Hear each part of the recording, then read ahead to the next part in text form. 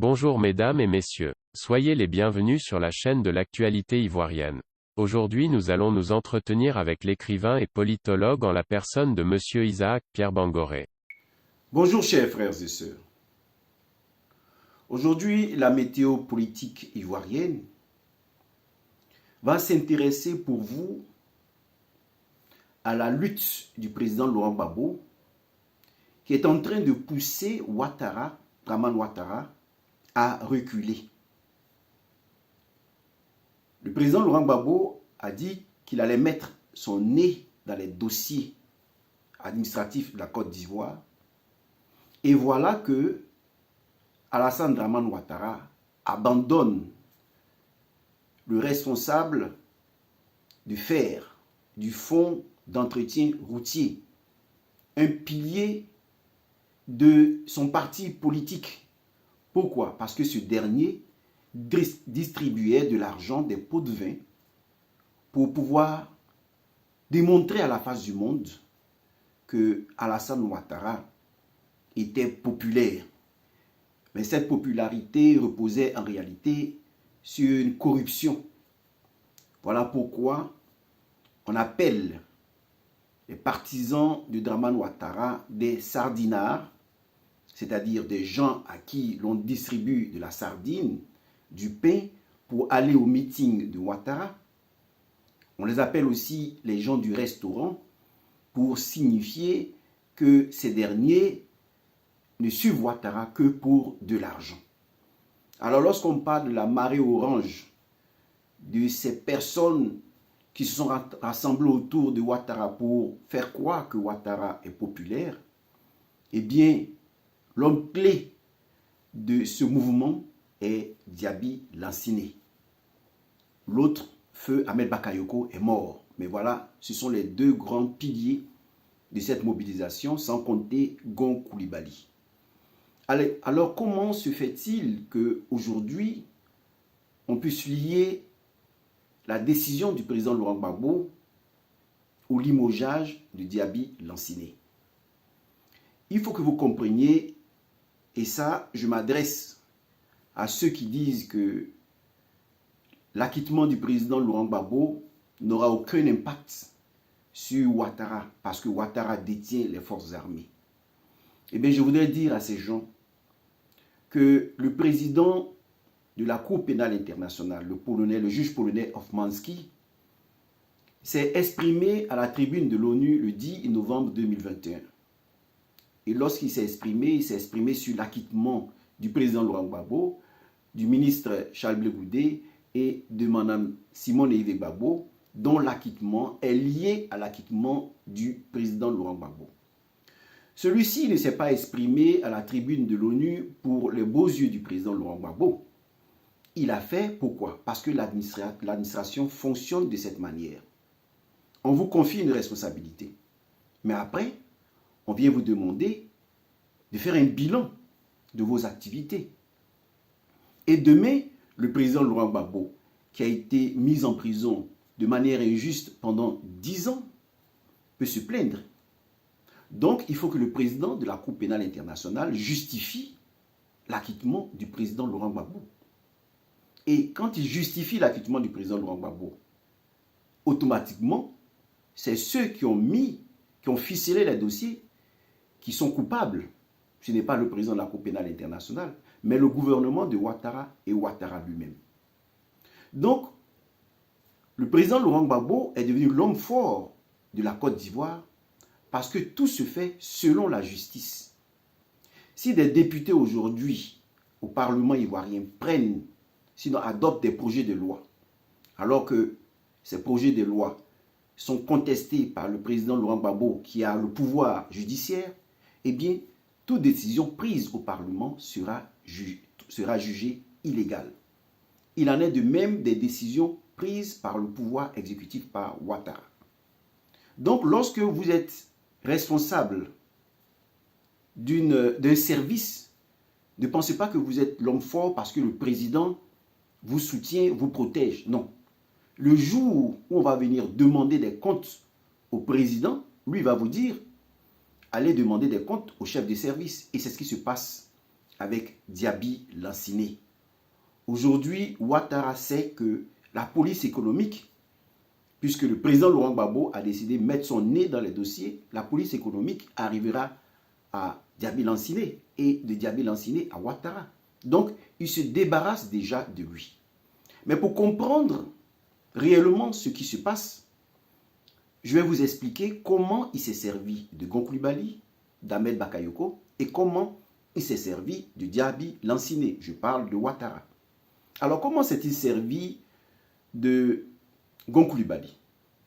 Eh bien, vous savez que les trois se sont réunis à Daoukro. Je vous expose les faits, je ne vous commande pas les faits, je vous expose les faits. Le président Bédié, allié de Ouattara, ont fondé le RHDP. Et ils avaient aussi pour allié Soro Guillaume. Donc, lorsque le président Laurent Gbagbo était combattu et qu'il y a eu les élections de 2010, les trois se sont réunis et avec le soutien de Sarkozy, de la France et de la communauté internationale, le président Laurent Gbagbo a été combattu par des armées internationales et il a été déporté à la Cour pénale internationale. Alors il y a eu un pacte entre les trois. Ouattara restait au pouvoir de 2010, 2011 à 2015 et après c'était au tour du PDCI RDA et après il revenait à Soro Guillaume en 2020 de prendre le pouvoir. Et qu'est-ce qui s'est passé en 2015? En 2015, Ouattara a dit que les 5 années ne lui ont pas permis de faire ce qu'il avait envie de faire. Et donc, il a approché son allié Bédié, qui pour la paix a dit « Ok, on te concède cela, on te concède un autre mandat ». Donc, c'était le deuxième mandat qui avait été concédé à Dramane Ouattara. Et il y a eu l'appel de Daoukro, et nous savons que des personnes se sont séparées de lui, de Bédié, parce qu'il avait concédé à Daoukro, disons, l'autorisation de permettre à Ouattara de se présenter une seconde fois et le président Bédié a demandé aux militants du PDCI de le soutenir. Ce fut chose faite. Mais il y a eu déjà des troubles, des doutes au niveau de cet appel de Daoukro. Et voilà qu'en 2020, Ouattara voit que sa popularité est en train de baisser depuis 2015, puisqu'il n'a pas respecté le pacte. Et Soro Guillaume a décidé de se présenter comme candidat aux élections présidentielles, ce que Ouattara n'a pas apprécié. Et le Nord fut divisé. Et Ouattara, qu'est-ce qu'il a fait? Pour opposer les fils du Nord, il a proposé le poste de président à Gon Coulibaly, et après Gon Coulibaly, à Ahmed Bakayoko, et après Ahmed Bakayoko, à Soro Guillaume. C'est ce que le feu Ahmed Bakayoko a dit à Bobo. Feu Ahmed Bakayoko nous a dit que Soro Guillaume était le plus jeune, mais il était gourmand. Il voulait être président de la Côte d'Ivoire et après président d'Afrique. Vous vous souvenez de ce discours? Eh bien, parce que Dramane Ouattara leur avait proposé une succession après lui. Donc, c'était eux qui allaient représenter le RHDP, le RDR, et puis ainsi de suite. Le PDCI et RDA étaient même vus en pointillés. Et face à cette division, parce que le Nord était fragilisé, Soro Guillaume a commencé à faire campagne au Nord, il a fragilisé le Nord. Alors, qu'est-ce que Ouattara était obligé de faire? Il a dit que c'est Gon Coulibaly qui allait représenter le RHDP. De cette façon, tous les fils du Nord se sont rassemblés autour de Gon Coulibaly. Et il a attendu Gon Coulibaly, qui était malade, avait été transféré en France pour des soins. Et voilà que Manab Dominique Ouattara et Ouattara sont allés prendre ce dernier à quelques semaines de la clôture des candidatures. Et ce dernier n'a pas pu supporter, il est mort sur son lieu de service parce qu'il avait des problèmes cardiaques. J'ai déjà fait une vidéo pour expliquer comment ce dernier est mort suite à ce problème cardiaque. Alors, si nous analysons les faits, c'est un peu comme si Ouattara l'avait poussé à la mort parce qu'un tel individu devait bénéficier de repos. Ce que Ouattara n'a pas eu à faire. Et le monsieur Gon Coulibaly est mort sur son lieu de travail.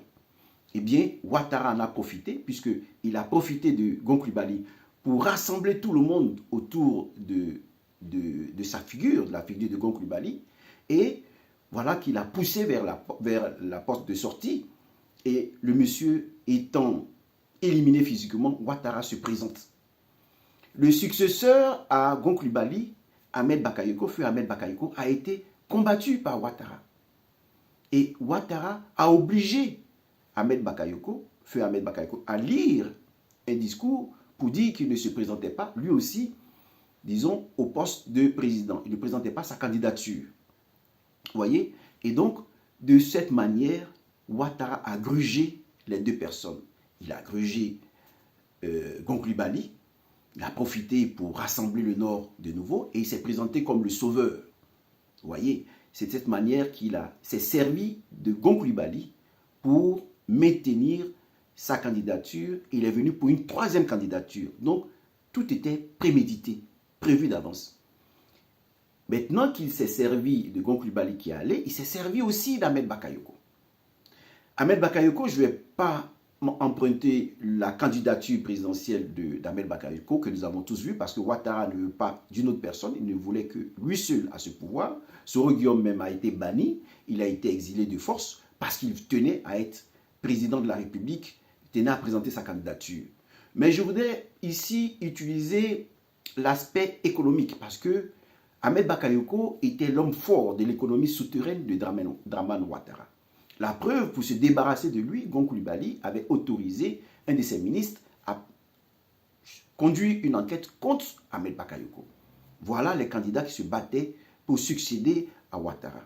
Et nous savons que les enquêtes Vice avaient démontré que Ahmed Bakayoko était l'un des gros trafiquants de drogue en Afrique de l'Ouest. Ceci dit, cette drogue servait à qui? Pendant tout ce temps, cette drogue servait à qui? Eh bien, cette drogue servait à Ouattara pour maintenir son économie. Pourquoi? Parce que vous savez que nous avons par exemple découvert du pétrole en Côte d'Ivoire, nous avons de l'or au nord, nous avons des ressources minières, mais pourquoi Ouattara n'en parle pas? Lorsque le président Laurent Gbagbo était au pouvoir, il parlait du budget sécurisé. Il prenait ce qu'il avait et il construisait la Côte d'Ivoire pour limiter l'endettement, parce que c'est des générations futures qui doivent payer l'endettement, le surendettement de la Côte d'Ivoire. Mais Ouattara, qu'est-ce qu'il fait? Ouattara utilise cette procédure. Les ressources minières sont utilisées pour renflouer les caisses des institutions internationales. Voilà ce qu'il fait. Je ne citerai pas d'institutions internationales, mais nous savons les institutions internationales qui soutiennent Ouattara. Alors cet argent repart vers ces institutions internationales, vers les personnes qui lui donnent des crédits. Donc ici, l'argent, comme Ouattara lui-même l'a dit, l'argent ne circule pas, l'argent travaille. Pourquoi? Parce que l'argent de notre pétrole, l'argent de nos ressources minières, l'argent du cacao, et tout ça repart en Europe. Et Ouattara donc prend des dettes, il prend des dettes, et à travers ces dettes, eh bien l'argent va dans leur compte à eux, à travers des réseaux très complexes. Maintenant, l'argent de la drogue est recyclé en Côte d'Ivoire pour entrer dans le circuit. On dit un blanchiment d'argent. Pourquoi le blanchiment d'argent? Parce que l'argent de la drogue étant sale, on va le donner par exemple à des artistes. Nous savons qu'il y a des artistes qui construisent à présent de grands immeubles à engrais un peu partout. Eh bien cet argent est donné à ces artistes. Les artistes font croire que c'est leur revenu. Et puis on leur donne de l'argent, ils construisent et ils deviennent riches. Et cet argent passe par ces artistes et repart dans leur compte. C'est ce qu'on appelle le blanchiment d'argent. Et donc, Diaby Lanciné était à la tête du fonds d'entretien routier. Mais nous avons tous vu ce qu'il donnait aux uns aux autres comme argent. Vous voyez? Donc, l'argent des ressources minières l'argent qui repart plutôt vers l'étranger, vers les institutions, cet argent est tracé. On peut savoir d'où ça provient, où ça va, parce qu'il ne peut pas envoyer de l'argent de la drogue dans les institutions. Mais l'argent de la drogue est blanchi en Côte d'Ivoire. Donc aujourd'hui, avec le président Laurent Gbagbo qui met son nez dans le dossier, on va se retrouver devant un recyclage d'argent, un blanchiment d'argent. Parce que tous ces gens-là prenaient l'argent où? Où prenaient-ils l'argent pour, disons, corrompre leurs militants? Et voilà que Ouattara est obligé de se séparer de Diaby Lanciné. Parce que le président Gbagbo va mettre son nez dans le dossier. Et je voudrais dire à chacun de vous, à tous les militants du RHDP, vous avez reçu l'argent, vous avez réalisé, vous avez, comme ce ministre qui donne 1 milliard à sa copine pour construire des salons de coiffure, eh bien demain, c'est votre nom qui est écrit. Et donc la police économique va venir à vous et va vous demander, qu'est-ce que vous faites, madame, pour recevoir, qu'est-ce que vous avez fait pour recevoir 1 milliard? Et vous allez vous justifier. Et si vous n'arrivez pas à vous justifier, on vous met en prison. Donc si vous êtes rusé, tous ceux qui ont de l'argent, quittez le pays, partez. Parce que c'est ce qui va arriver. Parce que le président Laurent Gbagbo veut un pays qui est fondé sur la justice. Alors je ne saurais terminer cet entretien sans vous demander de vous rendre à la conférence organisée ce samedi par Madame Koubri, la présidente des victimes de guerre, des militaires, des femmes, des épouses des militaires victimes de guerre. Eh bien, partout où on parle de la Côte d'Ivoire et de ses intérêts, vous devez être présents. Parce que nous devons être unis pour combattre Ouattara et cette mafia qui est à la tête de notre pays et qui est soutenue par la France. Parce qu'aujourd'hui, Diaby Lanciné, Soro Guillaume, le pan Soro Guillaume, toutes ces personnes peuvent, disons, se défendre en disant qu'elles sont otages de Ouattara. Parce que lorsque nous voyons des militaires français, des soldats français être tués par leurs propres autorités, et ces derniers font fuir les criminels par le Togo, on se rend compte que si vous ne suivez pas ce qu'ils disent, ils peuvent vous éliminer. C'est ainsi que IB a été éliminé. C'est ainsi que le président Bédier a été pris en otage par Ouattara. Il a été bloqué au Golfe, on se demandait ce qui s'y passait. On avait peur même pour sa vie. Donc ici, Ouattara nous montre que si tu ne suis pas, il te persécute. Il peut même en venir à ta vie. La preuve, Soro Guillaume est exilé. Il ne peut pas entrer parce qu'il a décidé d'être candidat.